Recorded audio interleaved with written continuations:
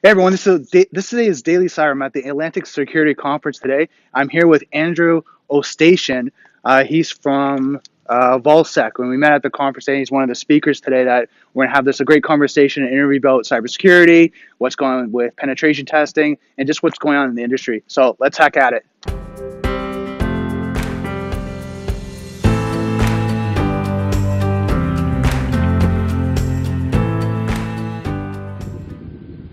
Okay, so like I said, I'm here with Andrew Ostashen from VulSec.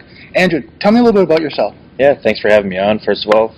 So been in the security industry for 5 years now, hacking 250 companies across the United States, banks, hospitals, power plants, casinos. Been able to find some interesting things, let's say, at least. That's awesome. So now, through your security, field and what you've been doing, do you see it growing in the field of for someone like myself who's starting out? Are they looking for security experts or professionals to come in the industry, or is it starting plateauing?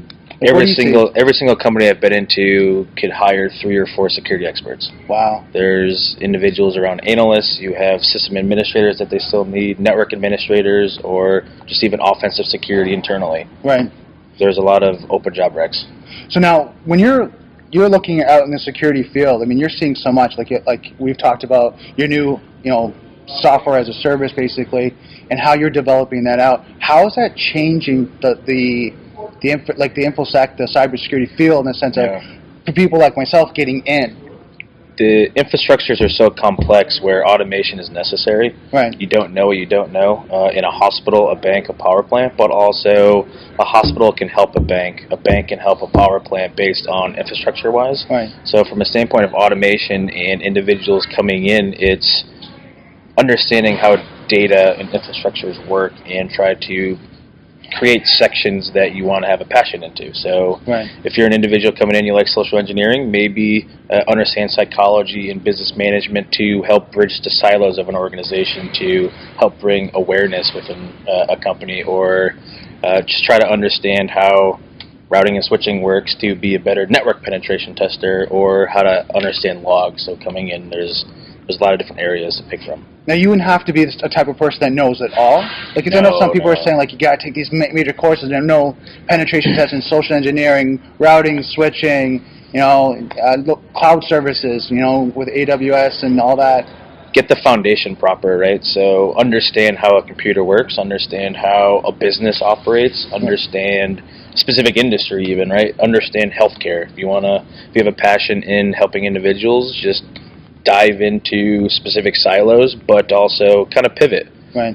Try to bridge those different experiences that you get, so you can now kind of elevate yourself, right? So understand the foundation, understand social engineering, but get a foundation in psychology, and then kind of pivot into business administration. Now, we briefly talked about this. What's your thoughts in the sense of formal education, certification, and then real-world experience? Yes. I rank real-world experience to be the best, just due to the fact of you never know what you're going to experience compared to a book being more linear. Right. I love to hire individuals who hack at home, who have their own infrastructure, who set up their own kind of aspects internally. They break their own things in lieu of school, too. Right. Certifications are great. In the manner of getting that foundation and understanding the landscape, and then also kind of think of it like a PhD and diving deeper into a specific area like forensics. Right. Getting that validation from the social experience, the social side of understanding what you need to win that consulting contract, get that job, or just really get a focus in that domain. So for validation. So I rank real-world experience to be the best. Right. Certifications to kind of help understand what's going on. But then also university education too. There's a lot coming on in community colleges to help get individuals into the industry, and then as well as universities getting funding from the governments to build up their infrastructures, to build up their academia, and then also partnering for internships. Right. So now you said experience in real world, and I agree with that. I mean, you see, you have to have tangible experience. Yeah. But do you think someone having a home lab is enough? It shows me passion. Okay. I hire on passion, because cybersecurity, information security it's a tough world where passion is necessary, or you get burned out. Yeah. So that gives me that foundation that you are invested, you are looking at enhancing yourself. You're not watching Netflix all the time, right? You're setting up that VMware infrastructure, interoperable infrastructure on Linux and Unix, and learning DNS yourself. Maybe you can't afford college, so that's your only way of kind of doing it. Right. And you don't know which certification you want to go to first. So that's a great foundation of someone coming in that I love to look at, as well as going to conferences like this. So individuals that I've been talking to here coming out of colleges, I gathered a couple of resumes where it's like, okay, cool, you're coming in showing that you want to get into the industry, right? So it's great to see and just kind of connect all of these dots. Right. Now, would you, as an owner of a company, would you train someone up, or are you looking for a certain baseline? No, absolutely. I do have a baseline based on the position that I'm trying to hire to fulfill what I'm trying to obviously get, where my latest hires were from CCDC, Collegiate Cyber Defense Competition, because I was specifically looking for individuals who had an offensive mindset but were extremely good or well on defense, specifically in Windows, Active Directory, and specifically in networking. So I was actually hunting and looking for those individuals, so that's why I went to CCDC. And it's a 2 to 3 day competition, getting hacked by a red team and keeping their services and infrastructure online to gather points to get capture the flag. So I'll do that just based on who I'm trying to hire. So, I mean, if you guys don't know what that is, there's a CTF competition, which is capture the flag, and there's blue team, red team. Blue team actually sets up the infrastructure and then tries to prevent any compromises, where red team is actually the one trying to compromise at that competition. So that's kind of what we're talking about. If you're just kind of getting into the cybersecurity field and you're kind of going, okay, what are we talking about? That's where you're talking about that level of experience, because you're looking at guys that actually could do it in a real scenario, right? Corporations should be doing it too. I'm trying to push that into companies where you have a bunch of sysadmins who've never experienced an attack before. Throw them into a CTF and get hacked. Let's see how they operate with DNS literally going down. Can you fix it? Are you going to get clammy? You're going to get that real world experience. So it's a great thing of it, like gaming. You've got professional gamers, you have professional CTFers, and they create teams and train. It's a great way of having fun in the industry and understanding, but also a great training mechanism for corporations and students. So you bring up gaming. I read an article just recently that they're saying a lot of security companies look at gamers as training them up for cybersecurity and InfoSec is because they have great troubleshooting skills. Think outside the box, rapid thinking. They work well in discovering problems and solutions, and kind of like that elongated puzzle and game, where hacking is an art form. Penetration testing, hacking is an art form where you could be going after a specific instance or infrastructure for hours upon hours, and you're just kind of constantly playing the model in your head. It translates to gaming. Because you're going through levels and you're going through different scenarios and stuff like that. So it's kind of similar in that mindset. There's a lot of new certifications coming out, or not really new, but OSCP, where it is level-based. You, 4 to 5 levels, get 1 level, unlock a bunch of keys, get to the 2nd level, unlock a bunch of aspects, get to the 3rd level, 5th level, you obviously get the certification. So those type of certifications are fantastic because that actually shows hands-on experience instead of just theory, where check a box, A, B, C, D, okay, cool. Multiple choice, And I find with some of the certifications, from what I'm taking, there's multiple choice, there's scenario-based, where you kind of move things around, or they give you kind of a topology, and you have to kind of troubleshoot it. So they're starting towards to get to more applied versus theory.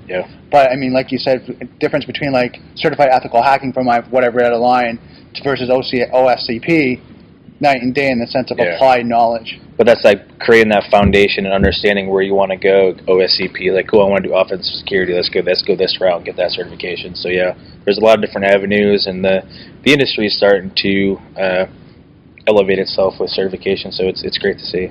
Now, with someone that's going to be looking at cybersecurity right now, they're saying, okay, I want to go in the field. Is it something that is a quick kind of entry point, or are they looking at something? I can see you laughing right now. Or is it something that you have to really have a passion, and it's going to be something you're going to work for? You're going to have to work for the next year to 2 years just to get that baseline. What do you think? Oh, you're going to have to work for sure. It's not a 9 to 5. It's 24/7, 365. It doesn't sleep. It's constantly evolving, whether you're offensive or defensive.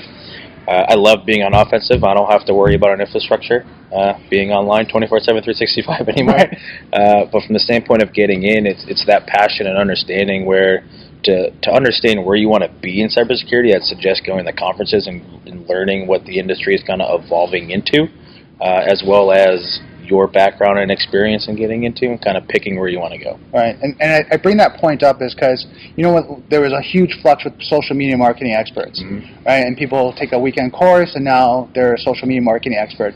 It's not that case now where when you're looking at cybersecurity, it's a massive field that we're all seeing in the media that, yeah, it's a huge field, 3.5 million job openings in the I think it was 5 years. But pretty sure it's a negative unemployment rate. Yeah. Just due to the amount of virtual chief information security officers, multiple consultants, right, versus the amount of individuals working full-time, actually good individuals working full-time and understanding what cybersecurity is, right, information security. And I think that's the point being here is that if you want to go into this career, understand it's a career, it's something you're going to have to work at. It's not, I go take a CompTIA Security Plus, I study for 30 days and all of a sudden now I'm an expert. That's one level of introduction to, you got to keep moving.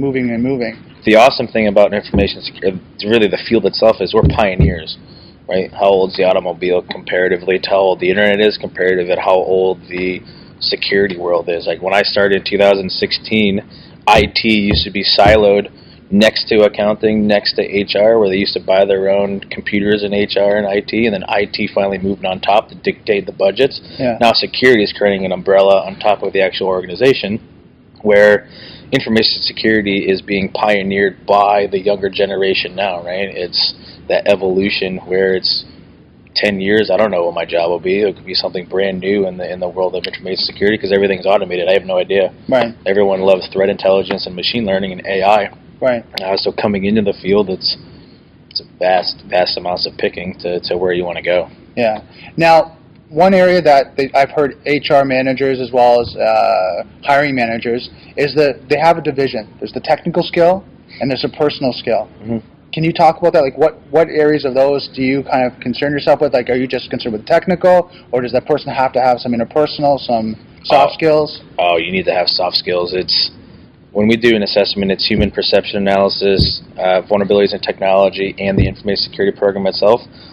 The root of all three is the human. Right. So the human has to have some kind of soft skills and host meetings, be proactive, understand that there are risks in accounting and in HR and in IT, and those are three different departmental kind of psychologies in there. So you have to know how to relate and grab that risk out and understand how to kind of orchestrate the division and personal skills. So technical and personal is very important. Yeah, so it's kind of a balance they need to have. Mm-hmm. So, and then one thing you guys, if you are technical, and a lot of guys are that are watching this, you've come up through IT, you're developed through that, and you're looking at security, or you maybe be in the security. If that's your strong suit, start taking personal development courses. Now, if you're on the personal development side and you're looking at security, take a whole lot of technical courses, and I think that's what we're coming down to. Some of the best training that I've done to help my interpersonal skills was 2 years of improv. Oh, nice. So okay. I did improv classes for, I had to learn how to live in the moment for helping me with social engineering. I had to learn how to sell, right? Live in the moment again, ask questions, lead the actual meeting and understanding of where's your risk, where are your problem standpoints, how's your budget kind of laid out. So I had to train myself, right? Be socially awkward on stage, right? Someone tells me to do something, I have no idea what they're going to tell me to do. It's the same thing going into cybersecurity. You have no idea if you're going to get hacked. You have no idea how this meeting is going to go, but it's also being able to prepare yourself in understanding that. So for the unknown.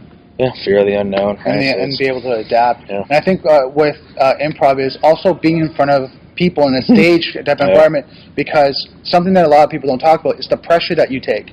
Right? As a cybersecurity professional, you're dealing with people a lot of times at the worst case. Yeah. They're calling you when there's a fire. Like Larry, in that mindset, the house is burning down, and you've got to respond, right? Yeah. And if you're freaking out as well, you can't help it. So it's not a good relationship. No, So I'm sure improv helps you that, because when people are freaking out, you're calm because you've practiced and trained yourself to deal with the unknown, to be able to go, okay, and then we need to go this way. Okay, tell me more. We're going to do it that way. So if you guys even want to check out improv classes, do that. I mean, I have a colleague that's done improv classes because he was looking at public speaking. He wasn't very comfortable standing in front of people, and now he's very comfortable. He's relaxed, and he's got that always that yes and right mentality. So, and value. Exactly. Right, and then the scenarios where you have to continue a story as you go. Someone says, "I had a dog that went," and you start going and you continue that in a circle. Keeps your mind thinking as you're working with clients, right, in the cybersecurity area, because they're saying the router's down, and I think, and I'm not sure, and then you can you're fast on your feet. Play the scenarios out. Yeah, and you continue that. So that's awesome. Was there anything else you'd like to for the guys that are watching this right now are all different variations of people that are starting out, people are looking at kind of career and getting into cybersecurity. So some guys are in it and just trying to figure out where to go. Any last kind of tips or strategies? Have fun and constantly keep learning, and also present and teach. Get the communities involved around your area. Set up little hackathons. Set up lockpicking, little meetups in the town. If you don't have conferences, try to travel to them or try to make them. Right, make little meetups around the community and just kind of foster that mastermind network around information security. That's awesome. Yeah, because guys, the one thing, and I think we're talking about is just keep going, keep doing it. And one thing we haven't really talked about is the failure that we'll all go through in the sense of something will break. You have to do research. You're out of your switcher hub. You're maybe using Kali Linux, and I know for myself when I talked about this, I was trying to set up a wireless router, and for just some reason it just wouldn't work, right? And then eventually I had to find some code, some driver, and then had to get it modified. But that's the field. You got to be excited about failure, excited about that, because it's just your learning curve. So thank you so much, Andrew. No, thank you. Thanks for having me on. It's great. So guys, don't forget, if you want to come out to the conferences, the Halifax, the Atlantic Security Conference is a great conference to come at. That's where I meet a lot of great people like Andrew, and you just keep developing. So I just want to leave over here on the side here. Just don't forget, software is hackable. Being connected is vulnerable. I'll see you next video. Cheers.